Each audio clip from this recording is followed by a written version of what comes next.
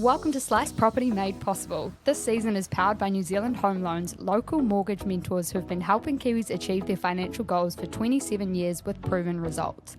The thing I love about NZHL is the mortgages are tailored for you with ongoing personalised service, coaching and tools to put you in control.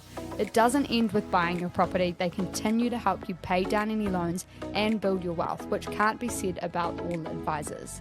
This season, we will be playfully roasting everyday buyers and experts so you can learn from our mistakes. Head to today's episode notes to get access to our free home buyers software and your very own NZHL advisor. Welcome, Nick, to another episode of Slice Your Property podcast. Thanks for joining us. Thank you. It's good to be back again. We're super excited to hear about your first home. This season, as I mentioned, we're diving into the first home of both experts and everyday New Zealanders. So I'm excited to actually, hear a bit more about what went right, also what went wrong. Do you want to kick us off with a little bit of insight into what that journey was like for you?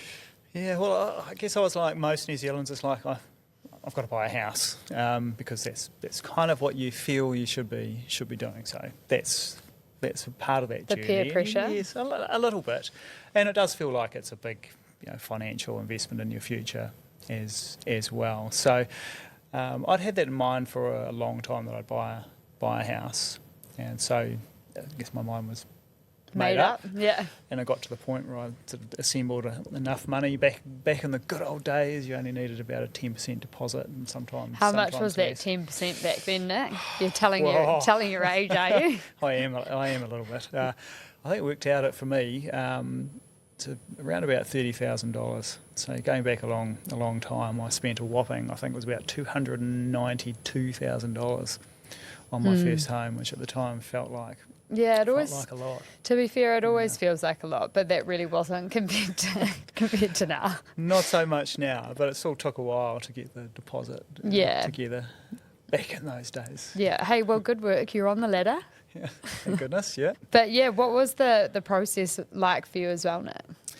Well, I've got a very analytical background, which may surprise you to hear that. So a lot of time spent sort of going through, looking at ads for homes, a lot of time going around and looking for them. And I really do think spending a bit of time, we've actually gone around and kicked the tyres a lot, you do start to build up much better appreciation of what you like, what you don't, what things are important to you and what aren't, and also a bit of a feel for the vibe of the market as well, which can be really, really helpful. So I did spend a lot of time going around and looking at different houses before I found the one that I had bought. your heart set on. Yeah.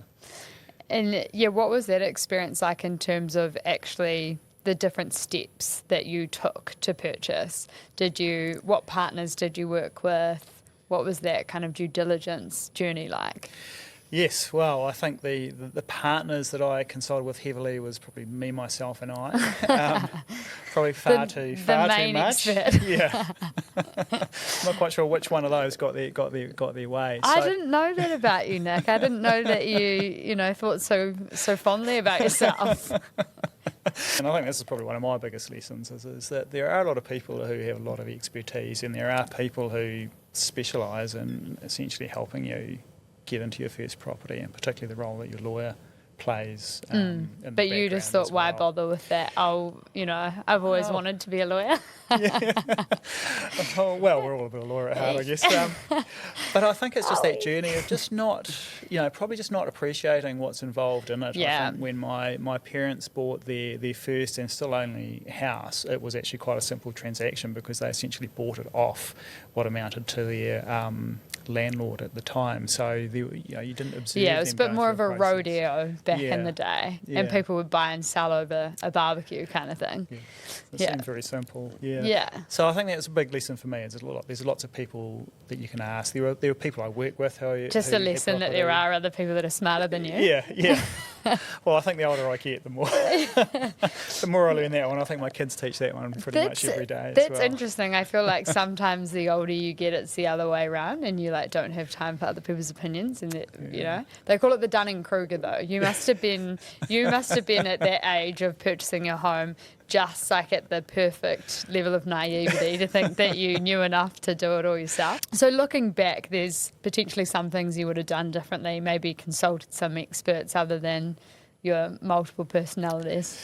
Yes, and of course had some very opinionated sort of work colleagues who are also sort of very good at providing lots of free advice, some of which was good and some which wasn't. But it's pretty New Zealand, Like the approach is very much, who can I ask? But if it's a free service, it's that often does beg the question, well, how valuable is that service? but everyone's giving out advice, I think, and that's actually where it is important to block some of that out and just speak to the right people and get the right advice at the right time. Yeah, I think trying to figure out what's good advice, but other perspectives can be good. I mean, for example, there was an apartment block I was looking in, and I was interested in a particular apartment. I talked to someone who was renting an apartment that was basically virtually identical, and they were able to give me some really good unvarnished sort of pros and cons of being on that particular side of the building and that sort of configuration as well, which was quite useful. And I still ended up putting an offer on that apartment, but I probably didn't go as hard as I otherwise might have. Yeah. And I think that's true. Like, it's about people that, if you're asking the neighbours or you're asking, people that are A, objective, but B, also have like knowledge specific to that, but not just asking kind of family and friends what they've done, which is what does tend to happen. So you did have a lawyer in the end though, didn't you? Yes, I did. I didn't try and do the conveyancing. I was like, please don't tell me you've gone that far. No. But I think a key thing is getting a lawyer involved earlier. And one thing is it's also just even at that sort of, before you're signing a sale and purchase agreement. I haven't always done that since, but have at times done it. Get it run by someone to get that point of view. A lot of first-time buyers actually don't realise they need a lawyer until they get to the S&P and they see they need to put the name there, which if you're making a conditional offer isn't so bad. But if you're going to auction, you really should have involved them sooner, because for all you know, there is something massively wrong with that property. So is that kind of what happened for you? It was a bit more like, now bring them in at the last minute and dot the I's, cross the T's then? Yes, it was pretty much once I'd got to that point of signing the sale and purchase agreement and gone through, put in a lot of conditions. I mean, where I was buying was in Wellington, and the sort of market there is it's a bit like a closed tender market in a sense. We just, they're looking for offers around a certain amount, so you can put a lot of conditions on in, that offer, unless of course there's a lot of people around. So it's not quite that high pressure auction. Everything's riding on getting the paperwork exactly perfect at the front. You've got a bit of wiggle room for sorting doing that after out. the fact. And conditional offers, that is fine, but that is the importance of actually, there's one process for conditional offers and there's another process entirely when you're going to auction. In terms of, I guess, where did you buy in Wellington exactly? So I bought in a suburb called Brooklyn. When you go a little bit south of the CBD, sort of all the way down, I guess it's Willow Street, the main road, up the hill. Don't get quite as far as the windmill. They've got a windmill in Wellington. You wouldn't believe it. I don't think I've seen that. I know where Brooklyn is. Because I went to Vic and studied law down there, but I didn't. I don't think I ever saw the windmill. It's a little bit too far away to really be able to walk unless you're really in the right frame of mind. But at least if you're walking to work, the hill's the first thing you get out of the way. Yeah. But what was nice is it had like a bit of a village feel around it. Even had a cinema nearby, a couple of cafes, restaurants. There was a little bit of a hub there, so you didn't necessarily have to go into town. But it was still pretty close, and that was one of the things that was important to me. But so location, on a hill, like so many properties in Wellington, which is strange. Grew up in Christchurch, where being on the hill was seen as being in a sort of prestige area, whereas in Wellington it's almost like being on the few bits of flat land. Is prestige. Well, it's all kind of, I guess, climate / terrain specific, isn't it? Let's dive into that. So in the hills there, what were the challenges there? I know there can be quite a bit of dampness in Wellington. Did you face any of that? Yes, I was lucky. It wasn't so much dampness, but certainly, and I've been in properties where, whether it's visited them or staying them, where you could literally smell smell the earth. They were sort of that damp. My issue where I was more being on the side of a hill, but halfway up the hill, was where the sun was coming from, and I had plenty of good morning sun. But one thing that I probably didn't appreciate was how soon the sun disappeared. Like in winter, you lost the sun at 3 o'clock, and in summer you lost it at 6 o'clock. So it wasn't exactly outdoor barbecuing kind of material. Which is a good thing, Nick, because it meant that next time you went to experts instead of to. It's time for a segment we're calling Roast My Home Hunt. It's time to roast, don't take it to heart. When we learn from your mistakes, we all get smart. Instead of to family and friends around the barbecue, because you had no barbecue space to have those chats. And I learned to get out a compass and check, so that's one thing I always do now, is I'm really checking hard those sunlights now. Do you know, in Wellington, speaking of that, we were in a flat in Upland Crescent, which is just above the tram that goes on to the main stretch there, Willis Street. Yeah. Trying to think exactly what point that is. It's like Kelburn, really close to the university as well. But essentially had a flat there. The landlord was actually really lovely. The house was really nice, was really big, but it was so damp that actually one of our flatmates got mould all up her back, and couldn't work out where it was coming from. She had mould growing on her back from living in this house. So it just goes to show, you actually do need to, something can look really nice, whether you're renting it or whether you're buying it, actually, you want to make sure that it's well insulated, it's kind of got a bit of sun or a bit of kind of light coming through so that it doesn't start eating you from the inside out. Gnarly, eh?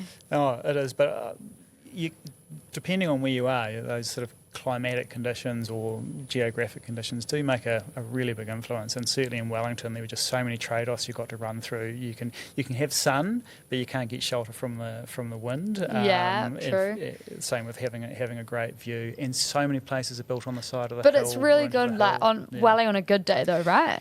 Yeah. That sort of day when you do find it, it's amazing looking at that glassy harbour once a year. Yeah, once a year. Worth it. So you bought there, and then obviously that was a bit of a. I mean, as you say, in Wellington, there's challenges with that anyway. But there was a bit of an oversight. If you went back and bought that house again, what would look different about that process for you?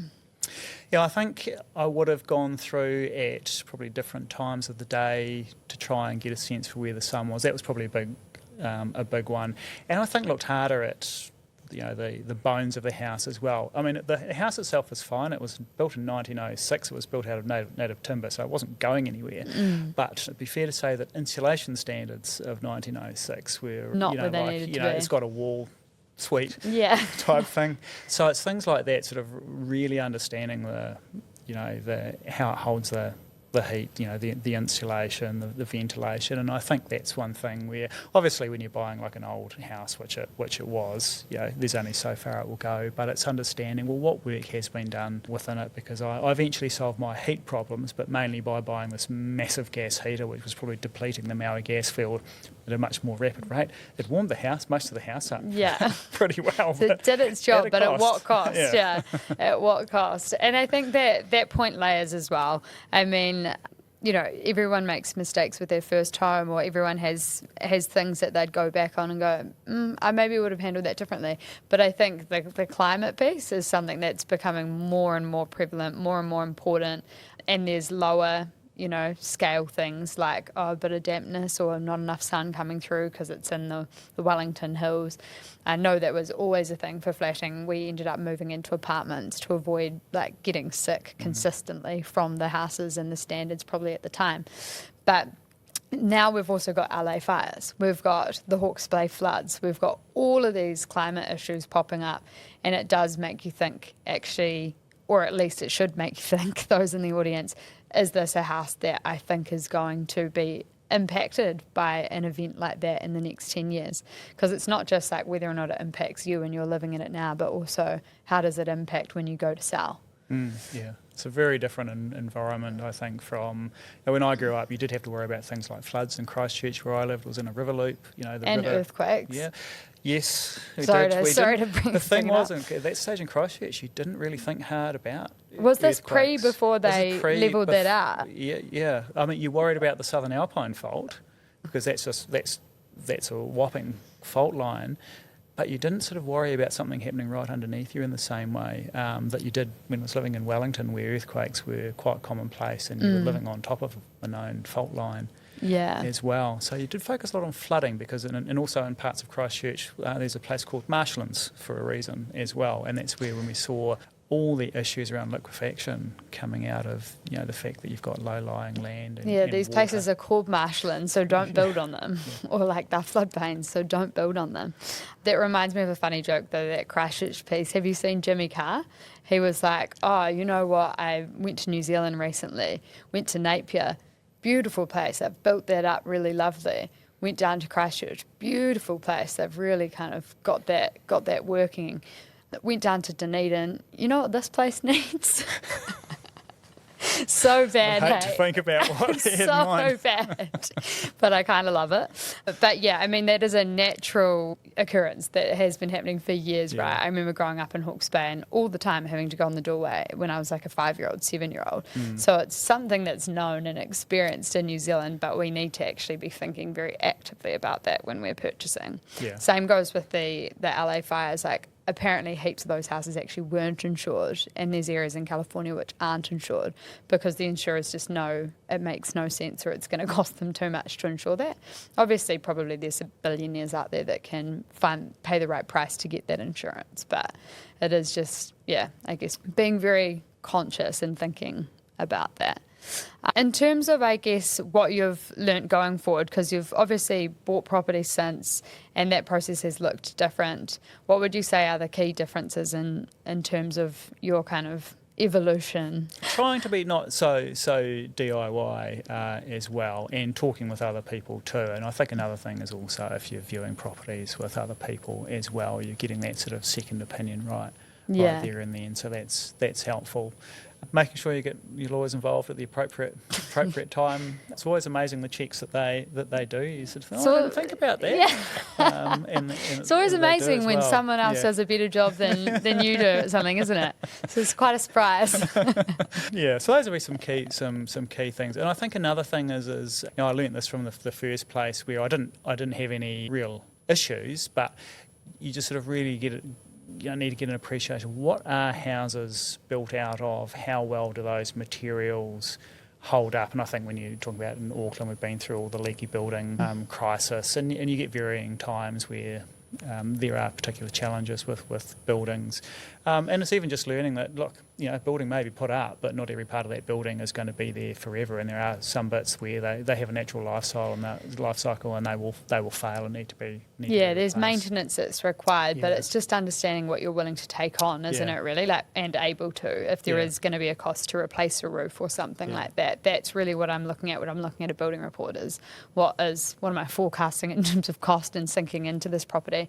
And if there are big challenges, then that's when perhaps it's not the one for you, unless you have those deep pockets, I guess. But same with the leaky buildings. I think the other thing that we see all the time, but they'll go, look at this house, like this is such a cool house, and they often do look great, or they're bigger and they're cheaper, and it's because there's something wrong. So I think it's also just recognising that it's not all what you see up front. You have to really dig into the detail and look, within the walls if you possibly can, which isn't that easy to do. But, you need to go as deep as you can to get a real sense of that. Like, rather than just looking at, I think you mentioned offline before, rather than just looking down the hill and going, oh, yeah, that looks all right. Yes, well, that was my way of figuring out whether there was any sort of flood risk. I think it felt like if you're on a hill there wasn't going to be water lying around. Yeah, but, it does depend on where the plumbing the water's flowing, though. If you're at the bottom of the cul-de-sac on a hill, you get everyone else's lines coming down. Yeah, no, you do need to be careful of all those sorts of things. Yeah. Hey, well, obviously your experience since you've only gotten smarter, Nick. There was only one way to go, I think, Amy, but...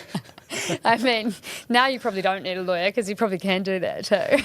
No, still use lawyers. Yeah. But I'm just having you on. But so you're obviously in this role at ASB as well, and it would be remiss to not get some of your knowledge and expectations on the year ahead for first home buyers and buyers across the board. So what are you seeing in market, Nick, and what advice or tips do you have for buyers? Well, first of all, where the market is, it seems to be just sort of gradually finding its feet and creeping up. So we are seeing more sales activity coming through, prices are edging up. And you can definitely see in the lending market that there's more lending activity coming through and more interest in borrowing money as well. So I think all the signs are there that things are starting to pick up. Better, yeah. Yeah, I think what we've got to remember is we're not going to be going from bust to boom. You know, we did go from boom to bust. But does it not go back up the same way? No, I think that's one of my hard lessons that I've sort of learnt over time is doesn't necessarily go back the other way with the same like speed. Yeah. That's Bitcoin. Yes. Yeah. But you still got to pick your moments there. Yeah. I think we've got to remember, look, mortgage rates are coming down. There's probably a little bit further for the shorter term rates to go, but they're not going back to those sort of 2s and 3s. So we're going back to there being sort of not really much restriction in terms of where interest rates are sitting, but it's not going to be incredibly stimulatory either. And migration is slowing down as well. So it's more of a slow, gradual pickup this year, but certainly getting better. And over time, that'll help the building industry out as well. Yeah. What about, as a flow-on of that, obviously that doesn't help the building industry right away, and we have seen a couple of collapses in the development space. What supply impacts are you expecting and seeing? I think in the short term, the building industry is still dealing with the impacts of the housing market slowdown, in the sense that, we just got this big sequential chain of things where the buyers stop buying, so eventually people stop wanting to build, and then that's still flowing through at the moment. And we're going through, I think, this period where there'll be a lot more interest in building, like developers, a number of them, the ones that are able to be looking ahead and going, well, look, the market will be much stronger in 12, 18 months. We know we've got these long lead times, so we need to start working on what we're doing now. But that still takes a bit of time to flow through to the building sector. And then some of the bigger ones that have, maybe expanded at the wrong times and then had to cut back or go into liquidation, surely that takes some of the supply out of the market as well, though.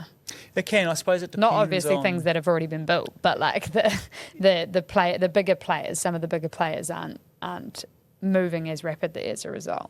Well, it can depend on what's happening to the land involved. If someone's buying that up, how quickly are they going to put something into place? Was there already a set of plans around that someone will pick up and run with, or they want to do something different, or they have a different sort of purpose in mind for that land? So challenges, there's always lags. I think the building sector really went from a colossal boom, like a painful boom to manage, actually, in the sense that there was just so much demand and cost pressure that even that meant it was quite challenging to do well in that market too. What's been activity-wise, not a dramatic fall compared to, say, the financial crisis period. In terms of people buying? In terms of the level at which building activity's fallen. But the thing is, it's just been extended over a long period of time. So people are having to just hold on and hold on and hold and hold on. And I think that in itself, that sort of time, has put quite a bit of pressure on some people. Yeah.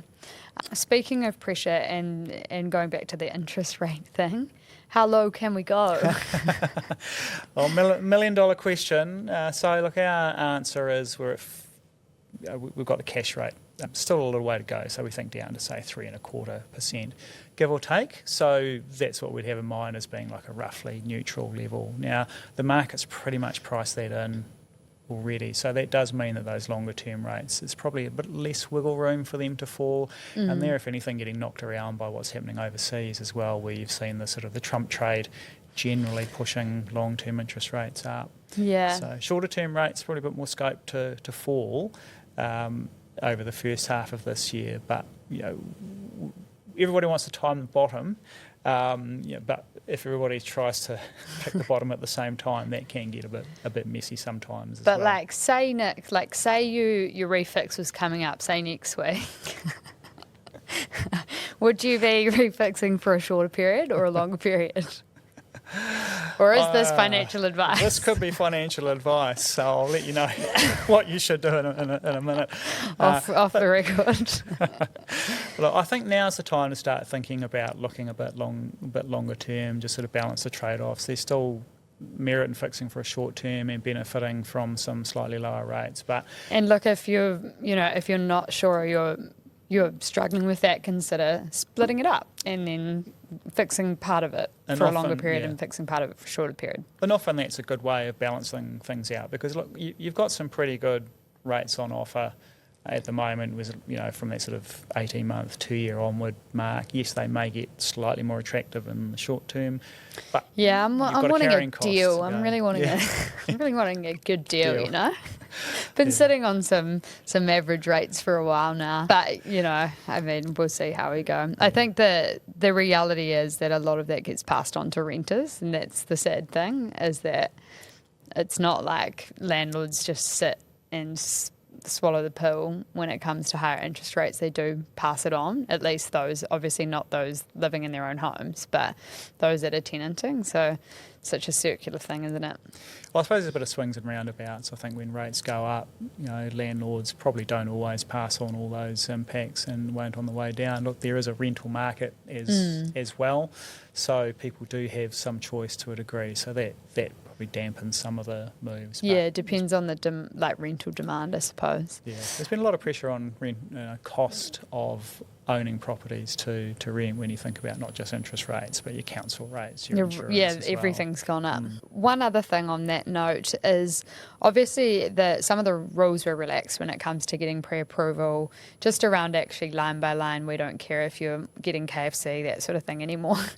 What is the test rate that you're testing at ASB at the moment? I think at the moment we're testing somewhere around about 7.6. So to put in perspective, I think a lot of banks were testing at upwards of 9.5% at the peak. And to put that 7-something in context, I think the lowest most banks got for their test rates was around 6.5 during that sort of 2020-21 period. So we're not that far off. So in practice, the test rates come down quite a bit and made a reasonable difference to what people can borrow, putting aside the fact that it's just simply much cheaper for people to borrow than what it was, say, a bit over a year ago. Yeah. So still actually a lot cheaper, still actually the testing rates not that far off when things were blowing up and people were buying. It's just an appetite potentially thing and a confidence thing, I think. Yeah, and look, I think people are always wary of catching a falling knife, and that's what the market has been a lot of the time since the end of 2021. Look, things have stabilised now. I think we'll see more people gradually come out, and confidence feeds on itself when people see more signs the market's picking up. The whole FOMO starts to take off a bit as well. It does, and it is also just it's been such a great opportunity for a lot of buyers with those lower test rates, but also with the lower purchase prices to make the best of two, I guess, circumstances, best of both worlds, if you will, to quote Miley Cyrus. Yep. But should always quote, icons of society. Yes, one should always quote an icon. Yeah. I think at the moment, when you look at it from a first home buyer point of view, you've got the fact that purchase prices have come back a long way from the peak. Rates are falling. There's not a huge amount of competition at the moment. It's not like everybody's panicking trying to get into the market. So there is a sort of good window opportunity, it seems, for first home buyers from both the affordability point of view, and that you don't need to have really pointy elbows and a crash helmet when you're trying to go into an open home as well. That said, we have seen uptick with the slice kind of buyer base, but also at auction. So I think where there was actually very little activity, sort of end of last year, mid to end of last year, and now coming into January, we've seen it pick up quite a bit. So it's definitely that window still exists, but I guess the question will be how long before those pointy elbows come out. I once got told I have pointy elbows. I think it was someone at ASB. Can't have been. Must have it was been probably you, Nick. Anyway, thank you so much for joining us. You're welcome. Thank you for joining our community. Please leave an Apple or Spotify review and provide feedback so we can improve our podcast for you. We really appreciate it. Check out the links in today's episode notes to get access to our free resources and your own NZ Home Loans financial advisor. On that note, a quick reminder, Slice the podcast does not provide financial advice as we're not taking into account your personal circumstances. However, when you join our platform, we have a team of partners like New Zealand Home Loans ready to provide you with financial advice free of charge.